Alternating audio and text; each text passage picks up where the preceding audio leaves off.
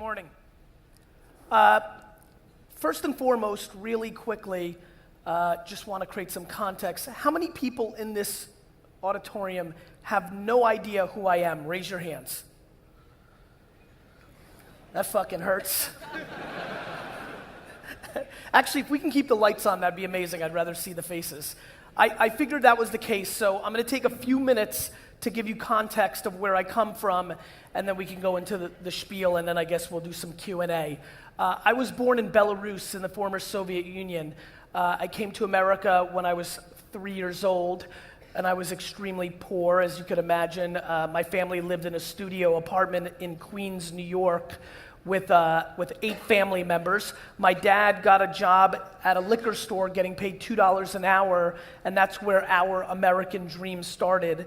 He eventually saved up all his money over 5 years and bought a small liquor store in New Jersey, which is where we moved, where I grew up. I was always a business kid, salesman, selling lemonade, baseball cards, whatever I could do to make money. When I was 14, my dad dragged me into the liquor store that he owned, and I went from making $1,000 a weekend selling baseball cards to making $2 an hour bagging ice for 15 hours a day. So went from $1,000 a day to $30 a day. I call those the shit years. Somewhere around 16, 17, I fell in love with the idea of wine, and more importantly, collecting wine. At this point, to take it a step back, I want everybody to understand, by the time I decided I wanted to run my dad's business, I was probably 18 or 19 years old. I had never even owned a computer in my life. I had probably spent less than 5 hours of my entire life at 18 years old in front of a computer. I'm a little bit older than some peeps in this room, and so that's just the way it was. I mean, there's a lot of people in this room that don't remember the world pre-internet, but it existed. And so, you know, I thought that I was going to open up 100 liquor stores, 100 wine stores across America, you know, one day sell it and buy the New York Jets, which is an American football team, which is my business and life goal still to this day. In 1994, I went to college, and I was in my dorm room playing Madden 94 on Sega Genesis, and my friend ran in, and he said, "You have to come and see this." And so after I finished my game, I went into my friend's dorm room, and him and 7 of my friends were sitting in front of a computer, and it was the first time that I had ever heard coo-coo-ch, which is old school dial-up internet. And my friends stood in front of this computer, and my friend Joe looked at me, and he said the words that changed my life forever. He stood in front of this computer. I had never seen the internet before. I said these profound words: "Is this the information superhighway?" You know, that's what we called it then. And he looked at me and he said, "Yeah." He goes, and these are the words that changed my life. He's in front of a computer. He looks at me and he says, "We can get chicks on this thing." And so we proceeded to spend 7 hours on AOL talking to what we think was girls. Somewhere about 5 minutes into this process, I sat there. Again, this was old school. Like, there was a guy in front of a computer and 7 people, like, hanging over it.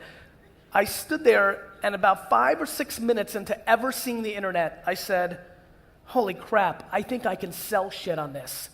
And I decided by that night that I no longer needed to open 1,000 liquor stores, that I was going to figure this thing out. There was something here. By that summer in 1996, about a year later, and into that summer in 1996, I launched WineLibrary.com, which was the second e-commerce wine business in the United States. The site cost me $15,000 to build in 1996. In the first year of operations, the entire site sold $800 worth of wine. That's exactly right. I don't know how many of you have a Soviet father, but Sasha was not happy with that ROI. What was interesting was that nobody was committed to it. I was still somewhat in school. I still had no fucking idea what to do with websites, and most people were not comfortable with putting their credit card into a computer back then. What's interesting to me, and what I want to spend the rest of my time talking about, is how did I go from 1996, that site doing $850 in sales, to the fact that when I did take over my dad's wine business in 1998, it was a $3 million business, and in a 5-year window from 98 to 2003, I grew that business from a $3 to a $60 million business. I did it with all the tactics and skill sets that most of this room has.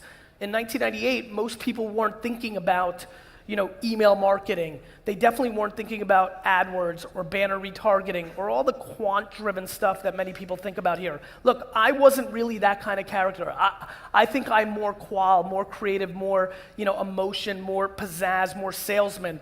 But layering this data and all these other things were really the backbone of how I built this business. The thing that I want to spend most of my time in this talk, though, about is as I got ready for this conference and I started understanding who's in the audience and I followed the hashtag and tried to really bring value here today, the thing that I want people to understand is there's 2 core words that I spend a lot of time thinking about right now. The new thing that I'm spending most of my time on is something that I call the attention graph. Right? At the end of the day, we're all battling to create a conversion, to sell something, whether you're hardcore DR and math and quant, or if you're trying to build a brand and play the long game. A lot of people in this room, as I was digging down the rabbit hole on my flight and looking at what you did for a living, there's a lot of people in this room that have really figured out conversion, right? Really understand the value of the current state of the internet. But the thing that I spend almost all of my time on is lifetime value.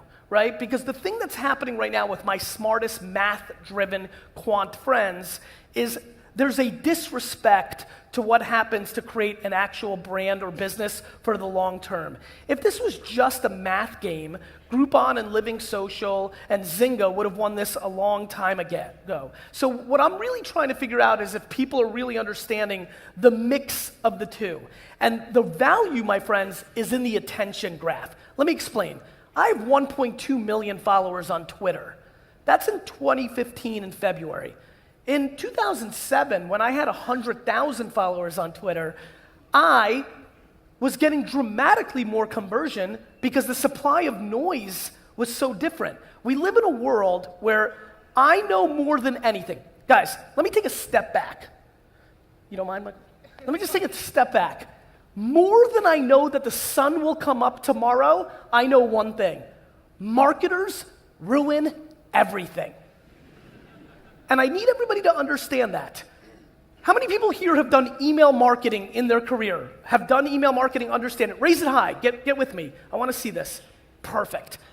In 1997, I had a 240,000 person wine email list that had 91.1% open rates. Thank you, Germany. Have a good night. And this is why this is a fun room for me, because I know who's in this room. 73% click-through ratio to the product or the buy button. 1997. Now, I'm sure all of you know that those numbers are not going to be touched. You know why? In 1997 in America, marketers hadn't fucked up email yet, right? At that point, when you got it, you read everything. For all the old school people in here, in 94, 95, we read every fucking word of every email. That's right. And when Google AdWords came out, I bought the word wine on Google AdWords the day Google AdWords came out for 5 cents. And owned it for 9.5 months before anybody bid me up. That's how you win. That's the arbitrage. We're sitting in a room here right now where a far majority of people don't understand the arbitrage value that's going on right now. They understand the tried and true of SEM or banner retargeting or buying on the exchange. They understand those things because they've been established. But it is stunning to me how many people are disrespecting Facebook dark posts, unpublished posts and retargeting right now in a world where I've seen bigger DR conversion rates through that channel than I've seen since the beginning of Google AdWords as the best conversion funnel I've ever seen. Yet, most people are struggling with it because the far majority of the skilled practitioner in this room understand DR and conversion, but they understand it more in a banner and Google world, not in a Facebook world that is completely reliant on the creative, right?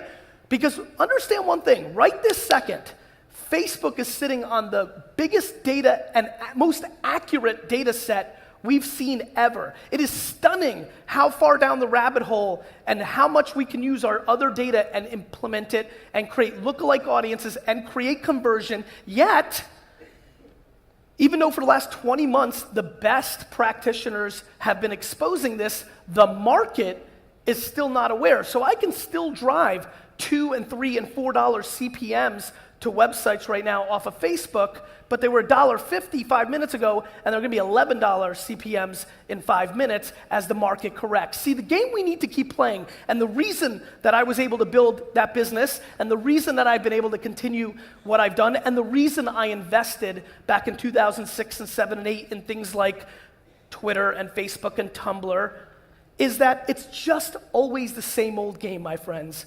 Arbitrage, right? It's the same old game. Where is the value while the rest of the market doesn't understand it? You can play catch up or you can be a leader. The leader has the opportunity of getting dramatically bigger ROI in the short term, but the problem is you have to be willing to take the risk. You can't wait for the white papers to come out to tell you how to do it. You can't wait. And so I implore a lot of you in this room to really take a step back and really think about what's going on, because what is happening right in front of all of our eyes right now is we are living through the single biggest culture shift of our time. This internet thing is grossly underrated by every single person in this room, the rock stars sitting here, me included. This is only a 20-year phenomenon. The internet, as we know it, for the consumer, is a 20-year thing. I know there's some nerd in the back and saying, actually, Gary, in the 1950s, I know fucking nerd, but I mean normal people. 20 years. 20 years. How many people in this room remember the world pre-internet? Raise your hands. I mean, it's just, does anybody understand what's happening here? It's just started. And people think it's over. I remember being at a conference and like, oh, Facebook and Twitter won, it's over, right? In the 36 months since the fucking idiot said it was over, Instagram, Pinterest, Snapchat, it's just started. Everything we talk about, everything every person in this room talks about didn't exist 10 years ago, maybe 12. 12 years ago, 12. None of this shit existed. So I implore everybody to understand a couple things. One, if you're not thinking about lifetime value, your play only lasts for so long. And so while you're converting or doing whatever you're doing, and more importantly, actually I'm going to take another step back. Marketers, brand people, ad tech people, please, can we start making the conversation about depth versus width? Like, I'm so tired of how many fucking impressions or awareness this has created. I don't know about you guys, but like, when I was building my wine business, there was no justification to Sasha that a lot of fucking people heard about it. He was very simple. He's like, how many bottles of Pinot Noir did it sell, right? Super simple. And so what's happening in the marketing world is we're scoring for the sake of awareness, and we're not understanding what it's doing for sales. On the flip side, for a lot of people in this room, we need to start debating what's the emotional connection, what brand are we actually building, how is it not just quant, how are we building something that lasts when our arbitrage or our quant doesn't work anymore, right? So look, here's the world I live in right now. If you're in this room and you're trying to sell stuff and you haven't realized that on an everyday basis, Instagram continues to grow and become the leading social network, you're not living in 2015. We're watching it completely sweep, and look, I did as much homework as I could on what's happening in the German market. The growth is there, but just to give you an insight, I'm sure this is at some level the rationale why to bring American speakers to this conference. Look, I have a lot of friends in Europe, and I always tell them, and as you heard earlier, being born in Europe, I'm completely fascinated by the notion of how you can see trends happen in the US market and then take advantage of that to understand one thing: no matter where you live, so many of the human behaviors are similar. Obviously, there's cultural differences. Obviously, look, I come from a place where people want to keep secrets because you want to be safe, but the bottom line is so many things translate. So please pay attention to the fact that Instagram is growing at a rapid pace. But for a majority of this room, you don't like Instagram, do you? Because on the post level, there is no link out to quantify your conversion, right? There's no link out to drive your sale. Yet, we disrespect the attention graph. That at the end of the day, the consumer is spending an enormous amount of time actually consuming their photos on Instagram. And though I have only 55 or 60,000 followers on Instagram, I'm able to drive a lot more awareness and results. Because by owning a wine shop, by owning my data on how I sell books, by owning all the funnel and understanding it all the way through, though I can't quantify against the link, because that's not how Instagram works, I can isolate tests very easy and understand I am creating my conversion funnel because it all comes down to attention. Attention is what I give a shit about. I run a company called VaynerMedia right now. We have Fortune 500 companies, Unilever and Pepsi and Toyota, big brands. It's insane. It's insane what's going on with television advertising in the US. An $80 billion industry. And all we're trying to do, look, no matter what you do in this room, no matter what you do, every person in this room has one job. The job is to grab somebody's attention and then tell them your story and then sell them your shit. Whether you're trying to raise money for your school or sell sneakers or whatever you're trying to do, that is your job. You need somebody's attention, and then you get a chance to tell them your story. And the fact of the matter is, what's really interesting to me is that people are misunderstanding how quickly the attention is fleeting away from things. Just now, people are sitting in a conference room around the world saying, we should really get serious about our Twitter strategy, right? I mean, that's happening. That's real talk. Meanwhile, you just heard what's happened to my interest graph or attention graph from 2007 to 2015.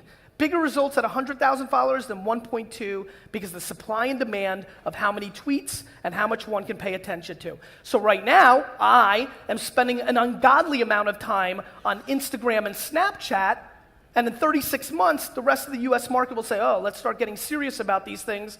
And then I'll be focusing on Yik Yak or something else that has emerged because the opening moments are always the most valuable. Then you hit critical mass, you get value out of that, and then it starts sloping on the other end.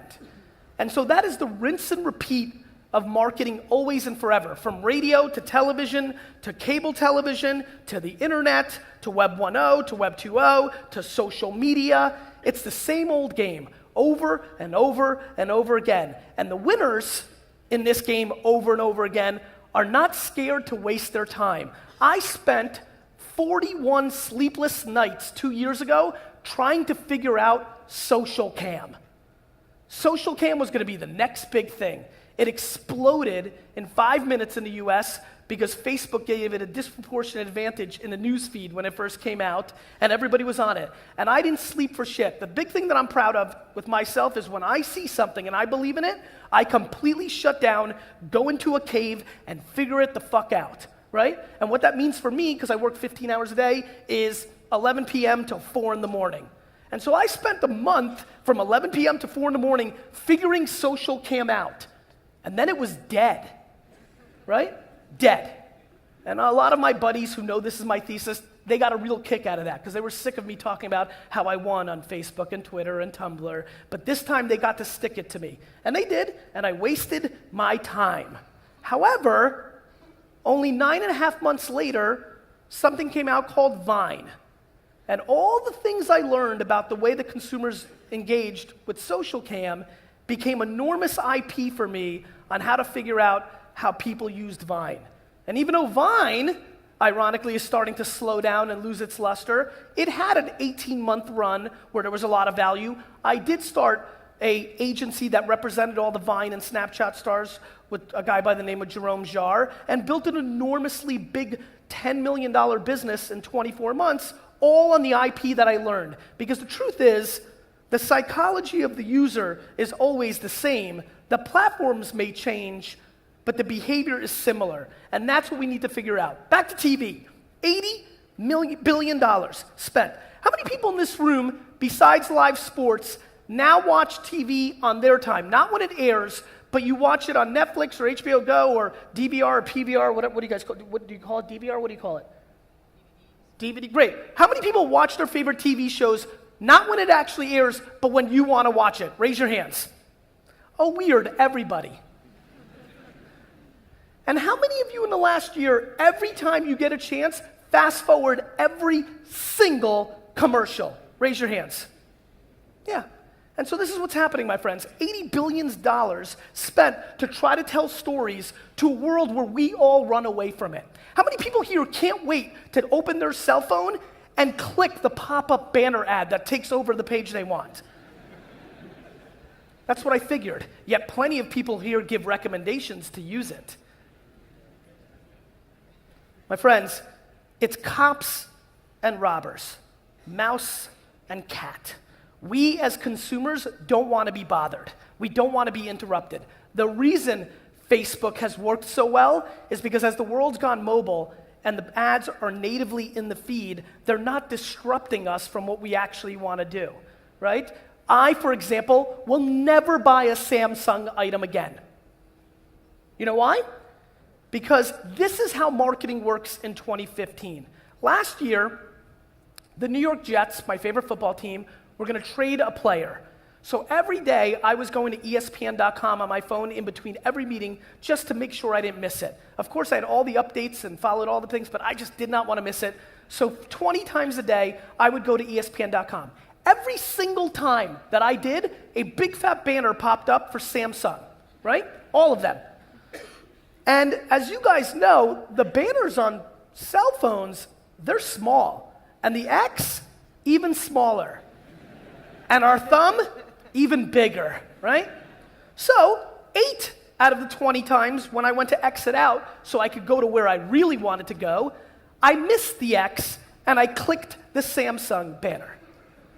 Back home at agency land and Samsung land and quant guy land, they're like, look at this impressions. Look at these 20 impressions. He clicked it 8 times. That's an incredible click-through ratio. All right. So back home, the math looks phenomenal, right? Back home, the click-through ratio is through the fucking roof. But in reality, I called my wife the 8th time, and I said, Lizzie, you listen to me. This family, until I'm dead, will never buy a fucking Samsung item again. True. We all know it, right? We all know it. And I tweeted out to my 1.2 million followers 18 times, fuck you, Samsung. And that's okay if only a couple thousand saw it, back to the problem. But then I took a selfie on Instagram and said, fuck you, Samsung. More people saw it. And I've gone on for the last 15 months to conferences and telling this story to fuck you, Samsung. And my hope is that 2 or 3 of you are affected deeply by this and never buy another Samsung item. What that means is the ROI on that 50% click-through is horrible. And that's how it works, isn't it? Right? There is so much wrong data, right? There's so much wrong big data. We talk about it, we look at it, but the problem is we just have a whole lot of marketers who just like to market. And the problem is we just have a whole lot of math guys and gals who just like the math of it. But at the end of the day, aren't we really all just sitting here talking about actual business? Like, how the fuck do I sell this sneaker? Huh? How do I sell this sneaker? I sell it by many different ways, and sure, I can have somebody go to my website, look at this sneaker, cookie the fuck out of him, follow him around the internet until he fucking gives up and buys it. I can do that. And I like that. That's one way to do it. But that can't be the only way to do it. Because that person might be, after the 19th time that he goes on a website and sees another banner for this sneaker, that person might turn it into Samsung, right? We have to do other things. Plus, more importantly, we live in a world now of an alternative. Listen, I have no vested interest in Facebook doing great or not great. I fully believe that I will be making fun of Facebook dark post ads in 3 to 4 years when the ROI swing goes the other direction. But I implore everybody to at least understand the psychology of why it works. It works because it's native in the stream. It works because it's a mix of the two groups of people that are in this room, the quant and the qual, right? It's targeted as fuck, but you still need to put the right video and the picture and the right copy and the right creative to hit them in the ear. It's always the brain and the heart. It's always the brain and the heart. And way too many people are either on team brain or team heart, and you need to smash them together. And when you find platforms that allow you to do both, a la what Facebook does right now, you've got a very special moment. And I'm sure that Instagram or Snapchat or Yik Yak or whatever else comes out in the future will pay attention to the value prop here. And it is a major value prop. And so if I can get anybody here, especially on the quant, banner, retargeting, math side, to please take a deeper look into that world, you will see humongous dividends. But please go into that world with much bigger eyes to recognize you need to respect the creative, because the creative is always the variable to the conversion. All right? So there's that. What else can I do in my 9 minutes? A couple other things I want to talk to you about. Why did I hate Samsung? It's something I want you guys to spend a lot of time on, and ironically the answer is time. I invested in Uber pretty early on. I missed the first round or two, which was a huge mistake on my part because I love Travis, but then I finally invested in it, and I'm still going to do great, and I'm excited about it. But why did I ultimately make the plunge after I passed on it to invest? It was because my brother, who took the first Uber ride in New York, which I think is amazingly interesting, I remember us thinking about how would Uber work in New York in a world where we have the best transportation system in the world. And what I realized a couple months in was, oh my God, Uber doesn't sell transportation, Uber sells time. The reason I take an Uber is because I'm guaranteed it's going to be there, and I'm taking away the risk of waiting 3 or 4 minutes for a cab. Uber sells time. The reason I was pissed at Samsung was because every time I clicked that banner, it took me another 100th of a second to exit out the website and go back to where I wanted. And that 100th of a second really matters to me. If you take a step back with me, my friends, right now and journey with me, I promise you, outside of the health and well-being of the people you love the most, and second, your money, the thing that you value the most in the world is time.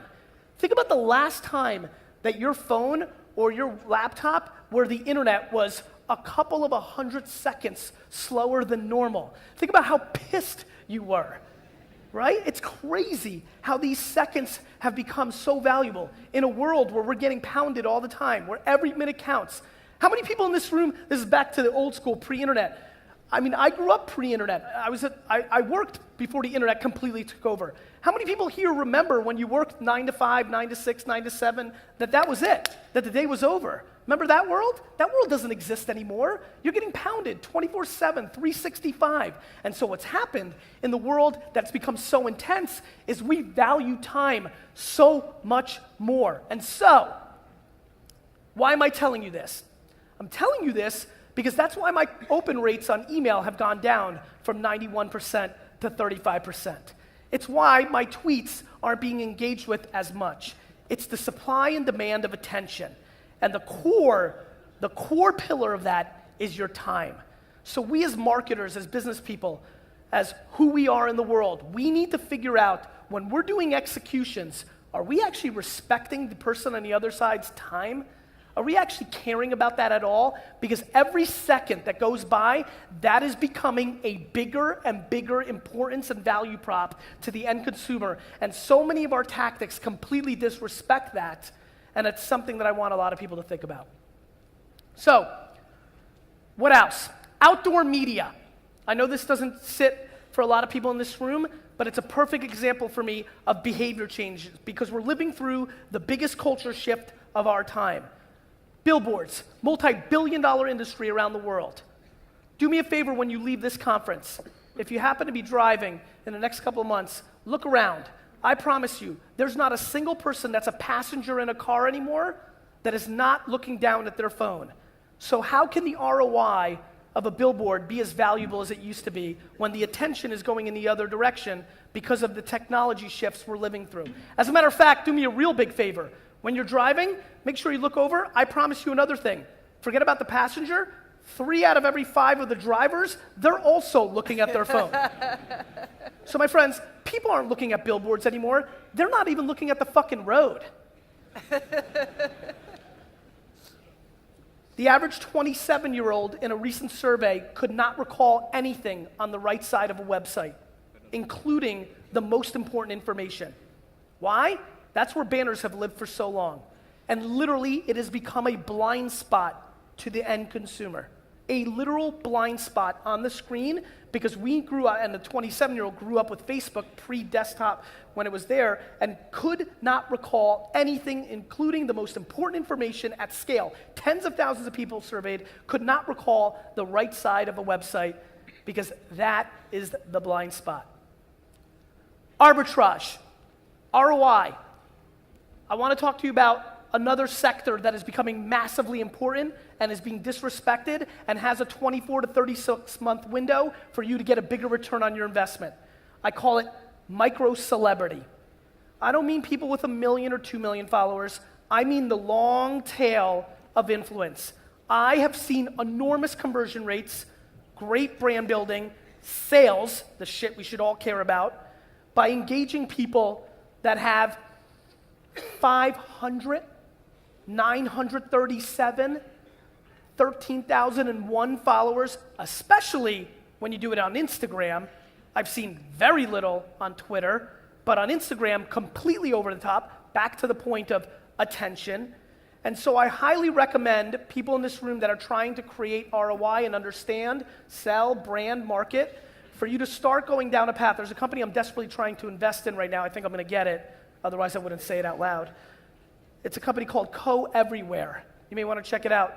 They're using Instagram's API. You can literally circle a location on a map, and it'll show you the most influential people in that area on Instagram using Instagram's new open API of location. It has been stunning to me how you can find the most popular girl in high schools, give her a free t-shirt, and get enormous ROI on your campaign. Even if that free t-shirt is $50, even if that free t-shirt is $500. For a lot of people in this room that rely completely on math and the quant and the ads, you'd be stunned how the math works out on an acquisition that looks like that. And sure, I know a lot of people are sitting here and thinking it's not scalable, but let me promise you something, my friends. The best stuff, the stuff that sells the most, is always scaling the unscalable. If it's scalable, everybody else is doing it. And that ruins the supply and demand of attention.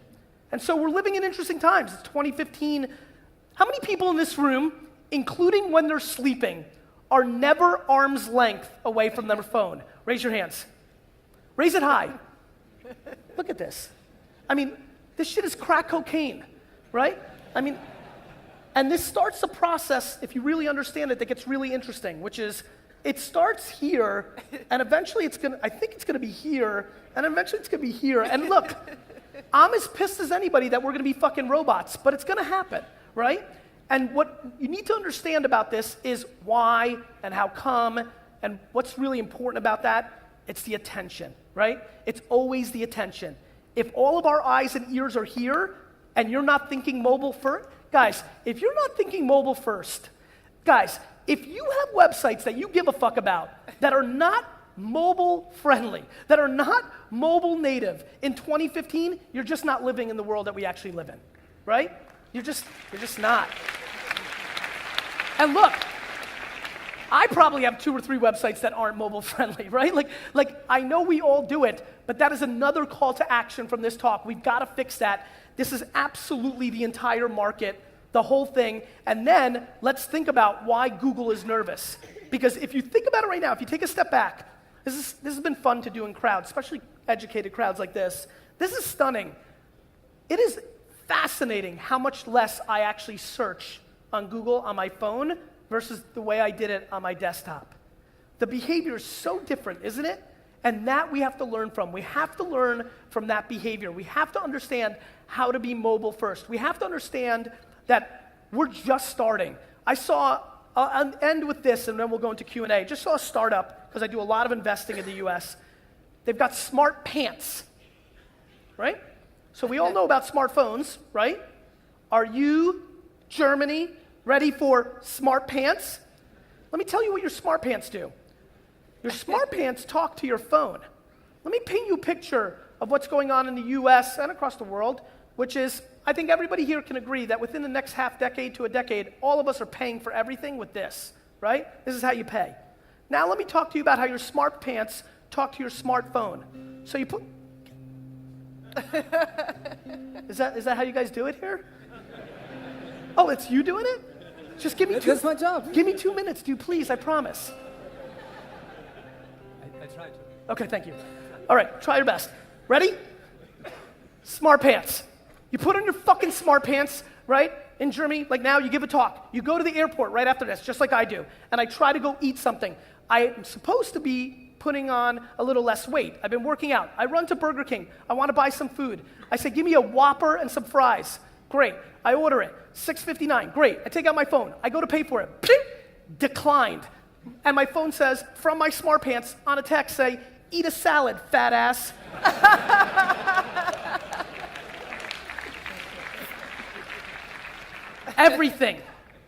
Everything in our lives over the next 2-3 decades will be smart. Our wine glass will tell us to drink the wine because it's getting warm. Our pants will tell us to eat a salad. We have to understand, in a connected, fast-paced world, attention is the only asset, and if we as marketers continue to disrespect the consumer and continue to force them to click our buttons and only rely on the math and make us feel good and not recognize that we're hurting our brands, not helping, over the long term, we will lose. And I implore you not to lose. Thank you. Thank you.